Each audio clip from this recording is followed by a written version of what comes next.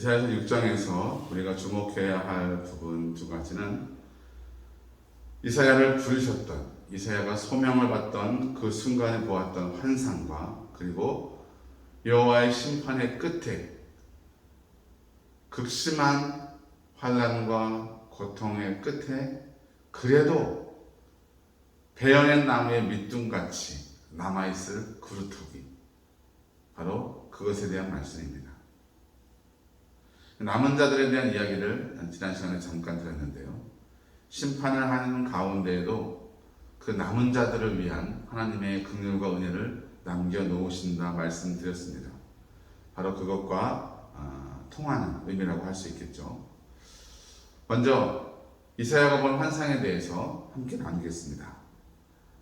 보통 선지서, 그러니까 이사야서 말고 다른 선지서들은 선지자가 소명을 받는 장면들이 그 성경의 초두 1장이나 1장 후반부 2장 이렇게 초두에 나오게 되는데, 이사야서는 1장부터 5장까지 말씀을 지난 후에 6장에서 나오죠. 근데 그 장면이 너무 섬세하고 또 확실한 어조가 있기 때문에 더 의미가 있고, 심판이 급하기 때문에, 심판의 메시지가 급하기 때문에 그 심판의 메시지를 먼저 말씀해 주셨다, 이렇게 이해할 수도 있을 것입니다. 스랍에 대한 이야기가 나오죠. 천사를 지칭하는 단어가 케루빔도 있고 세라핌도 있는데, 세라핌은 이제 모시고 서 있는 천사들을 의미합니다. 근데 그 천사는 날개가 6개가 있어요. 그래서 두 날개로는 이렇게 이런 식으로 얼굴을 가리고, 두 날개로는 이런 식으로 밑으로 해서 발을 가리고, 두 날개로는 날고 있다. 이제 그 천사의 형상이 법계 위에 양쪽에 이렇게 사진을 보면 쉽게 알 수 있습니다. 천사의 형상이 있습니다.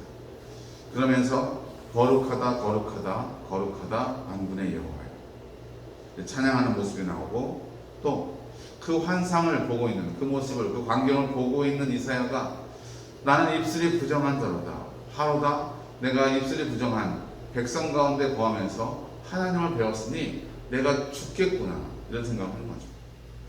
여러분, 왜 입술이 부정하다고 표현할까요? 입술로 말미암아 나오는 모든 말, 바로 이것이 우리가 악을 행하는 가장 용이한 수단이 되기 때문입니다.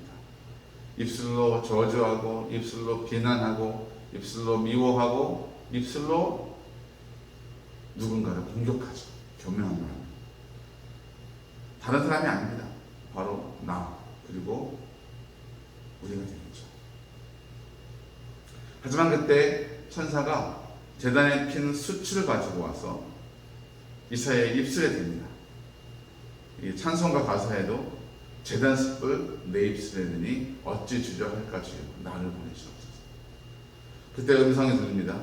누가 나를 위하여 갈고? 그때 이사야가 대답합니다. 주여 내가 여기 있나이다. 나를 보내소서. 이사야는 참 어려운 시대에 하나님의 말씀을, 그것도 심판의 메시지를 전해야 하는 어려운 사명을 담당했던 선지자였습니다. 심판의 말씀, 듣기 어렵고 마음에 거스리는 말씀은 전하는 자도 힘들고 듣는 자도 힘든 일이죠. 그 일을 이사야가 감당했던 것입니다. 주여, 이런 심판들,